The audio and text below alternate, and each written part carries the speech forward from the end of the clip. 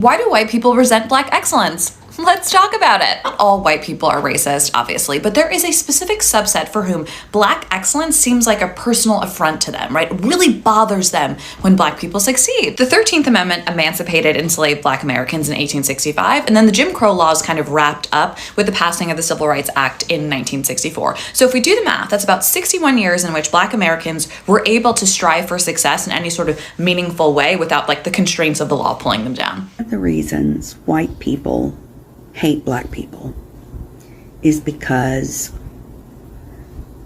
we cannot tolerate black joy. We cannot tolerate black intelligence. We cannot tolerate black beauty. We cannot tolerate black confidence. We cannot tolerate black camaraderie. We cannot tolerate anything that frees a black person. We don't like black people to be educated. We don't like them to be successful. We don't want black judges. We don't want anything for black people that doesn't directly affect and entertain us. I know we live in a racist country. I know this. I've lived on this earth for half a century, and I know we live in a racist country. But white folks literally hate to see black joy. It's amazing how we could be minding our own fucking business, and y'all mad. Y'all mad. Nobody's being hurt. No one is dying. Everyone's laughing and joyful. But as soon as you see that, it's a problem. And I bet it's because you don't think we deserve to be happy. You don't think that we deserve to have any happiness or joy in our lives because you've been trying your best to beat us down for a long time. And we're still here. And you're wondering why we're still here. And how dare we have the audacity to be happy. I'm sitting here watching these videos and listening and reading some of the responses to the graduations where they're dancing, and I think one school, I think it was in Baton Rouge, actually got out and started doing a line dance. The whole entire like stadium auditorium was like doing the line dance. The shit was amazing to see. I worked in education for 12 years, and as a student services manager, one of the things I was responsible for doing was ensuring that the graduation happened. I was solely responsible for putting on the graduation for approximately 100 students or so every semester. And one of the things that they did not want us to do was that, what some of these videos are showing, which broke my heart, even though now and again, families would applaud louder than they should. But it's just joy. It's happiness. And I worked for a nursing college, and when I tell you those students went through it, hell yeah, I would be screaming. It's like, y'all are so fucking vanilla that anytime there's any color, you get upset, you get afraid, you get anxious because you don't know where it's going.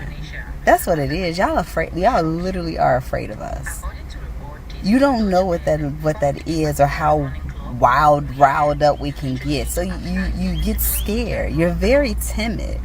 And then you think it could be towards you in some respect. It's just funny to me.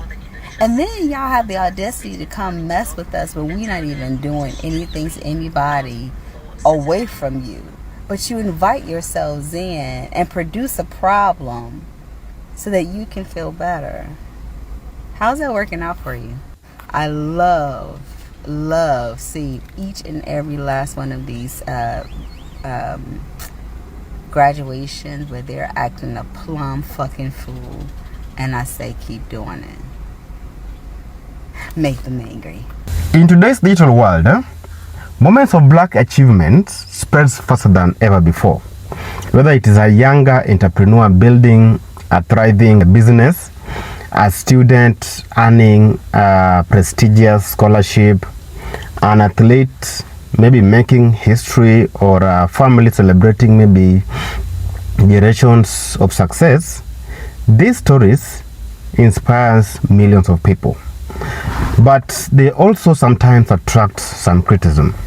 In some online discussions, individuals have openly expressed resentment toward celebrations of the black success, while others have criticized or mocked those accomplishments. Those reactions have sparked pushbacks from many black creators, some commentators, and even allies who argue that joy and achievement should be celebrated but not diminished. So, why do celebrations of the blacks' excellence sometimes become flashpoints for controversy? And that's what I want us to explore today. Now let's talk about something that I've thought, but I ain't really said out loud. Okay, here we go. Why is it that when some black women win, some black men feel like they losing? Stick with me. First, I want to be clear that most harm that black women experience is not from strangers. It comes from people they know, partners, family, the community. So when we talk about the harm and danger that comes to black women, we're really talking about proximity and access, not just race. Now here's where it gets deeper. Patriarchy does not just disappear because you're a black man. You can be oppressed by racism and still benefit from being a man in a system that centers men. And a lot of black men don't want to sit with that truth, but it is what it is. So I had a conversation with a black gentleman, and we were talking about patriarchy and this idea of hierarchy. And he said that black men were at the bottom of the hierarchy. I had to school him a little bit. He said this because he felt that black women were doing far better than black men. And this could be true. But I had to let him know that that's not how the hierarchy works. Just because some women are succeeding doesn't mean the system wasn't built to put them underneath black men. See, the patriarchy teaches men one thing. If you're not above her, you're beneath her. So when black women rise to success, educated, healed, financially stable, some black men don't see partnership. They see competition. And that's how the patriarchy works. So I want to ground this in what's happening in real time. Black women are one of the most educated groups in the United States right now. But also, we still face higher rates of intimate partner violence. So clearly, success doesn't automatically equal safety. And I want to be clear that this isn't about blaming. It's about understanding the system.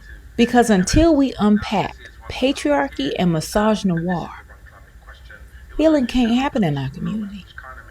Black women rising to success is not the problem. The problem is the system that taught people that our rise to success means someone else has to fall. And that's the problem. All right, good people, drink your water, stay rooted, real, and knowledgeable. And mind your black business. Check this out. The reason why us as black people, we need to downplay our success or the fact that we're doing well in life, especially towards white people, is because your success is seen as a direct threat on white privilege. Now, this isn't just me saying this, but this is what happened exactly to Black Wall Street. Bunch of black people minding their own bloody business, being successful, was seen as a direct threat on white privilege. And the reason I say that is because white privilege only exists if a certain group has an advantage. If everyone has an advantage, then no one has privilege. You're now average. So if the lower class, which is what we were seeing at one point, starts to rise up, they see that as their privilege is coming down. That's why you doing well makes them look at themselves and like, how the hell have you got that? How are you buying a house? How are you buying a car? And they see it as a threat on them because their white people's success is only a privilege by the the distance away from you as a black person. Now, this is not me trying to create a racial war or anything like that. I'm just breaking down in layman's terms why you shouldn't actually. And when I say, I'm not even talking about flexing on the gram or anything like that. I'm not talking about buying luxury stuff. I'm talking about even just average things. Even considered basic and average. Just buying a house will be seen as a threat to some people in the workplace. If you say, oh, I've just bought my house, bought my second house or whatever, that's a direct threat to some white people. Because you shouldn't be doing the same things as them. The reason why is because, like I said before my previous video, racism is innately generational. It's passed down through generations. We wasn't even considered humans at one point. So how the hell can you have the same things as me? Do you see what I'm saying? And this is where, if you do this in environments where, like at work and whatnot, this can literally affect your bag. The hiring manager, the decision maker can get aware of this, and slowly all of a sudden your workload is getting removed. You're put on a PIP for no reason. You're made redundant. We know how it's played out. So in my opinion, you always downplay what you're really doing to save yourself. I'm in these non-toxic groups on Facebook where people live non-toxic lives and we're looking for non-toxic recommendations for the products that we use. And I made a Facebook post, this was a while back, and I was like, I'm looking for Black-owned, non-toxic hair product recommendations for my entire family who has various hair types. And my post was just met with so many white women who are like, that's racist. Why are you looking for Black owned? I'm telling you, this post got endless comments full of hatred. Like, it just kept coming and coming and coming. You support Black businesses to get rid of the racial wealth gap. Like, it's seriously the least that you can do. It's the easiest thing that you can do. So I was like talking with these people in the comments, and they're coming at me and they're attacking me. And it brought out a side of me that I'm not proud of. I called them what they were. And basically, my entire post got taken down. And so I didn't get any answers. But if this isn't a really good example of how white people don't want Black people to succeed, I don't know what is. And so if you have any good recommendations for non-toxic products in general that are Black owned, I would love for you to drop them in the comments, because I did get a couple of answers, but the post got taken down so suddenly that I couldn't write them down. And then some that we found that we ended up trying just didn't work out the way that we hoped. We have hair types ranging from 4A to C and hair like mine. But I'm always looking for Black owned businesses that I can support in general. And products that are non-toxic are a bit. Supremacy relies on having an uneducated population, and that is exactly what Trump's administration in the White House is creating today. Anti-intellectualism isn't just concerning because individuals don't know how to read or write at a high level. It's concerning because they don't know how to recognize patterns that are happening in society. They don't want you to recognize the historic danger of banning books, or realize that in 2023 alone, more than 3,000 books were banned, mostly about sexuality, race, and gender. They don't want you to recognize that erasing history is dangerous, like how Florida changed slavery to involuntary relocation, or that the GI Bill that built the American middle class, including my family, excluded Black veterans. Why? Because if you understood the way that racism is built into the foundation of this country, you would demand change. You would have to, if you have any sort of conscience. From education to housing to policing, go back 30, 50, 70, 90 years and the pattern is all there. White supremacy needs you to be uneducated and complacent in your current status. So what is the most radical thing that you can do today, especially as a white person? Get educated, read a book. Stop dismissing critical race theory as woke propaganda and actually look at the foundation of what we are saying, and you will literally be shocked. It doesn't matter that you don't have race history. It doesn't matter that you didn't vote for Trump in 2016. If you are a white person in America, you were groomed to be a racist. You were groomed to uphold the system of white supremacy. You are a racist until you actively make the decision to work against that. You will hold racist ideologies until you actively work to deconstruct that. In America, racism is the passive action. Being anti-racist is the action. From our childhood, we are taught that our whiteness is intrinsically linked with our personhood and self-worth. That is part of the reason why many white people, when they are first called out on their racism, have such a knee-jerk reaction to the word racist as opposed to the action of them being racist. because calling them out on their racism is calling them out on their whiteness. And we have had it hammered into our head that our whiteness is one of the most important parts of our identity. Let me be clear, that's all wrong, harmful, and is being taught to us because they are grooming us to uphold the systems of white supremacy. But you are not automatically not racist, and you are certainly not anti-racist just because you don't have wildly racist tweets, just because you don't have a horrendous digital footprint. Things like Brooke's tweets are outright aggression, but your microaggressions have also always been aggressions. As white people, we are groomed to be racists, and I really don't think it's appropriate that other people are using the racist actions of Brooke Schofield to put themselves on a pedestal, to say, well, I've never been like that, so I've never been racist.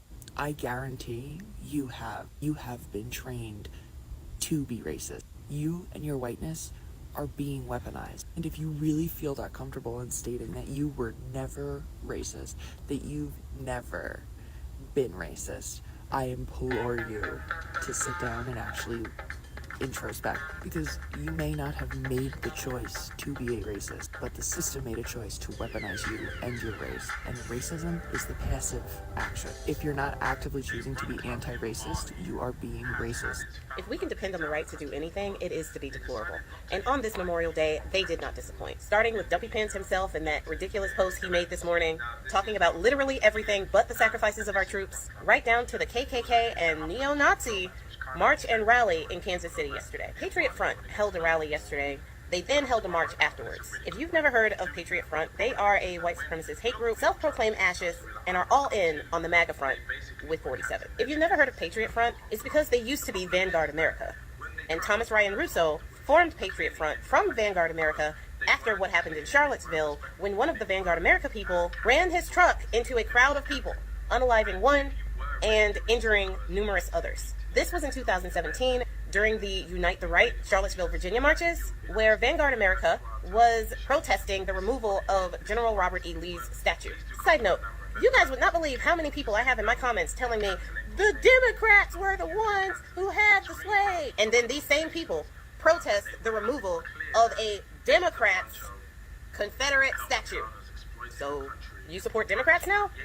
I don't understand what that argument is. Like, what is the gotcha that... Anyway, I digress. Vanguard America, or rebranded Patriot Front, was actually ordered by a judge to pay each one of the victims of the Charlottesville incident $350,000 each for punitive damages and emotional distress. June of 2022, 31 Patriot Front members were arrested when somebody saw them loading up into a U-Haul truck, kind of like they did in Kansas City this weekend, and they thought that was suspicious. They called the police pulled them over, and the police found smoke grenades, shields, kind of like they had this weekend, and other items, as well as documents spelling out how to create an incident at the park. And they are really good at creating incidents because they were the ones creating incidents at the George Floyd protest. The Kansas City Police Department spokesperson said that the police department didn't even know that they were coming, and they didn't have to get any permits because no streets had to be closed. All of the marching was done on sidewalks and in public places where they could use their First Amendment right to assemble. What I found interesting also was that the Kansas City Police Department spokesperson said that there was no indication that the Kansas City Police Department escorted them in any way.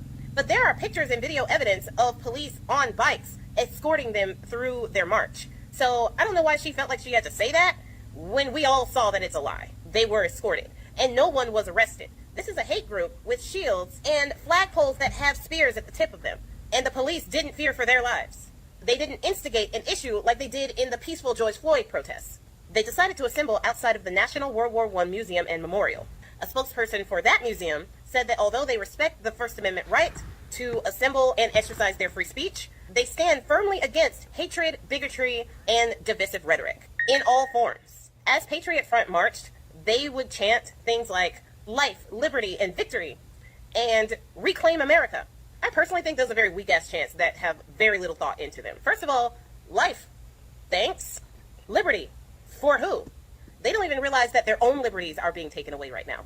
And victory, against who? Who are you fighting? Reclaiming America. From who? The people who built it? Anyway, now the people that marched and rallied in Kansas City were not from Kansas City. Thomas Ryan Russo is from Texas. And there are a lot of people from a lot of different places, all with face masks and large glasses to obscure their identities. But they're not from Kansas City. So why are they in Kansas City? Apparently, Kansas City is a central theater for neo-Nazis. That is a central location that is important to their cause. Kansas City also has a black mayor. And November 11th of 2022, they went to Kansas City and they handed out food and blankets to the homeless. And in these brown bags that they were handing out to these people, there were recruitment flyers for their cause. That's concerning because they're trying to recruit the people who feel as if they have been forgotten. I think this is a lesson for the Democrats in the area, the mayor of Kansas City, and of other cities around that have a high homeless rate. Y'all need to start putting more money into helping the homeless, because if you don't, you might be helping with recruitment for these hate groups. Forgotten people are easy to radicalize. People who feel as if the government is against them are easy to radicalize. And if those people have nothing to lose already, that can be dangerous for you. I really wish these cities would pay more attention to their homeless, especially because a lot of the homeless are veterans and people who have sacrificed for this country. And we tell them thank you for your service and leave them on the streets. This is a message for the black community and those who support it. We are still resting, but there is a tide shift. For one, 47 is very confused as to why we are not taking to the streets. He doesn't understand it. He just knew that using tax dollars to tear up the Black Lives Matter street, that was going to do it. Tearing down the buildings with George Floyd and Breonna Taylor, he was sure that floating the rumor of pardoning Derek Chauvin would do it. His executive order to bring back segregation, all of his attacks on DEI, even though black people benefit the least from DEI, he was sure that would do it. It hasn't. And one thing that they didn't plan on at the end of the election, something that happened on November 5th, 2024, is when we all went into the voting booth and voted, and we were the only demographic that was united and held strong for democracy in this country. The 92% of black women who knew the assignment and knew what the stakes were, because we always do. The 78% of black men who held it down because they knew what would happen if they didn't. The black community knew the assignment. We became on the same wavelength. When Target did their thing, we collectively made them an example. Walmart, also losing money. Amazon, also losing money. Now, granted, allies that support the black community, the LGBT community, women, they've all been a part of that too. But black people have collectively been on the same wavelength. But in Trump's desperation to get us out into the streets, he is becoming more and more dangerous with his executive orders. On April 28th of this year, he signed an executive order. The executive order is titled Strengthening and Unleashing America's Law Enforcement to Pursue Criminals and Protect Innocent Citizens. Now, we all know that Trump don't give a crap about innocent citizens, because if he did, he would care about due process. And he wouldn't try to get rid of habeas corpus, because that is how you know that a citizen is innocent or not. So what they want to do in this executive order is give cops more power and permission to profile, to brutalize people that they just think are guilty. That means us. He is trying to create another George Floyd, another situation that will get us into the streets. I say this so that we all can be cautious and we can all see and know what he is trying to do. This executive order further militarizes the police that were already militarized with tanks and riot gear that apparently they do not need when people are protesting that are of a lighter shade, but they need it for us. This also further protects law enforcement officers who are accused of misconduct or police brutality. Protects them because we know that they need to make it home to their families, but you don't need to make it home to yours.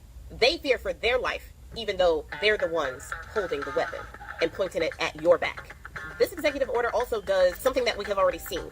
This executive order threatens state and local officials who discriminate by enacting diversity, equity, and inclusion initiatives. If state and local officials are being inclusive, advocating for diversity and equity, they can be charged with discrimination charges. Now, Trump's DOJ's Civil Rights Department, who have defended the civil rights of people for 70 years now, they are no longer defending the rights of black and brown people, LGBT people, women, all of those people who are usually discriminated against. They are no longer going to be representing them. So if you have an issue of discrimination, the DOJ will no longer represent you because of discrimination. make it make sense. They will now be focusing their attention on discrimination against white Christian people, because they are the most discriminated group by far. Yeah. Now I say all this to say, there's a tide shifting. Even though Black people are resting, we are focusing in on our communities, our Black-owned businesses, our children, our education, all of that. Yes, we need to continue doing all of that. I have seen a shift in the boldness of these racist people. Neo-Yahtzee rallies and marches up there in Kansas City. WhYt women calling little autistic Black children the N-word, getting $750,000 for that. But then there have been videos of Black people letting those racist people know who think we are going back to the 1930s, during the times that we were hanging in trees, that they were having picnics with us as the main course. Times where they could tell us which swimming pools to swim at, which water fountains to go to, where to sit on the bus. Alabama today is trying to resegregate its schools. Problem is, Black people like me were born into freedom. It's going to be real hard to put that genie back in the box. So even though Black people are resting, we're not going back to 1930. We are a different breed. But I say, be cautious, because 47 has already started putting things in place specifically for us, because he wants us to protest. And when we protest, he will enact martial law. And he already has the orders in place to do that. We need to know the enemy that we are fighting. So what do? Stay out of the street. Do not protest, no matter what happens. What we will do is we will continue to organize and protest with our wallets, cheer on our allies who are out in the street, strengthen the Black community, and to be there for each other. We will continue to support Black-owned business with our wallets and our presence. We will continue to be united as we were on the 5th of November 2024 when we tried to save this country. We will continue to do what we do best, thrive in our excellence, even during the hardest times. Love y'all. I don't usually say this, but share this video to somebody that you think needs to hear it. Despite making up 13% of the population, Black people commit more than 50% of crimes. Number 1, shut up.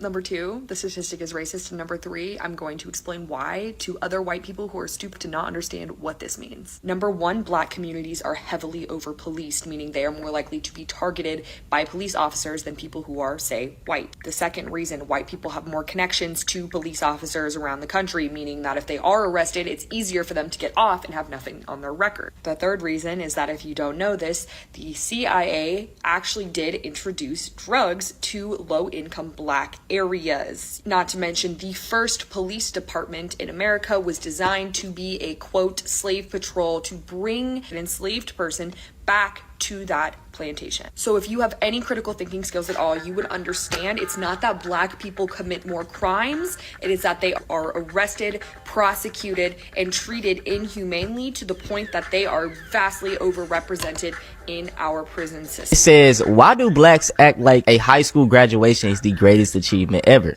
And I mean, like, I don't want to be a bully, but my guy literally looked like a fucking Neanderthal. So we got a video right here of a Black man, but he's talking about Black graduation, and basically the same video the other dude had, right? And I just want to show you guys the comments. First one, this looks like a Hispanic. He talking about, we all owe Ashley Gonzalez an apology. And Ashley Gonzalez is a Hispanic woman, a police officer who went off talking about Black people, N-word this, N-word that. At the end of the day, bro, I don't want to hear any of that person of color shit or Black and brown unity. That none of that exists. Black people, we are our only, friends. I stand with Ashley Gonzalez. Yeah, man, just going through this comment thread just truly makes me sad of how Black joy is treated, bro. Now, social media has transformed how success stories are being shared. A local achievement can become national news just overnight. A graduation ceremonies, business launches, authors topping bestsellers list, athletes maybe breaking records, scientists making discoveries, artists winning major awards. For many people, those moments are more than personal victories. They are symbols of perseverance, representation, and possibility. Supporters say they inspire younger generations and challenge outdated stereotypes. Not every positive story receives universal applause. Sometimes, comment sections fill with dismissive remarks, accusations that race is being emphasized unnecessarily, or criticism directed at the celebration itself. In some cases, individuals have acknowledged feelings uncomfortable with the discussions of the Black excellence, or even questioned why such achievements receive much public attention. Others argue that recognizing accomplishments from historically underrepresented communities helps maybe highlight progress and encourages future generations. And these disagreements often become highly visible online. Many black commentators or many black Americans have reportedly saying the issue is not simply about individuals' achievements. They argue it is about the freedom to celebrate success without facing unnecessary hostility or attempts to diminish those accomplishments. And their message sometimes becomes straightforward, because they say that success deserves recognition, hard work deserves respect, joy should not be controversial. Many creators even encourage people to focus on building communities rather than competing over who deserves such recognitions. Online platforms reward strong emotional reactions, and one supportive post can attract thousands of encouraging comments, and even a similar number of highly visible negative ones. That can create the impression that conflict is just everywhere, even though many people from all backgrounds celebrate these achievements. And it is important to remember that viral comments don't necessarily reflect the views of the entire communities. The discussion goes beyond race, my people. It raises broader questions about representations, about recognition, and how societies respond to the success of different groups. Some people believe highlighting Black excellence may promote inclusion and inspiration, and others worry that emphasizing identity can create unnecessary division. These are genuine differences of opinion, and understanding them requires looking at the specific arguments and behaviors rather than assuming the entire groups think the same way. And I believe that stories of achievement matter because they remind people what is possible. When young people see someone shares their background success, it expands their own ambition and their own dreams. When communities celebrate one another, they reinforce the values like perseverance, education, innovation, and even resilience. These are ideals that benefits everyone. And the debate surrounding Black success and Black joy reflects larger conversations about recognition, about the representation, and the respect in today's society. While some individuals may react negatively to those celebrations, many others may welcome and even celebrate them. Ultimately, meaningful discussion is strongest when it focuses on specific actions and ideas rather than making assumptions about the entire group of people. Guys, what do you think? Why do some celebrations of achievement become controversial online? Please share your thoughts in the comment section. And of course, if you love this topic of discussion, subscribe, like this video, and share.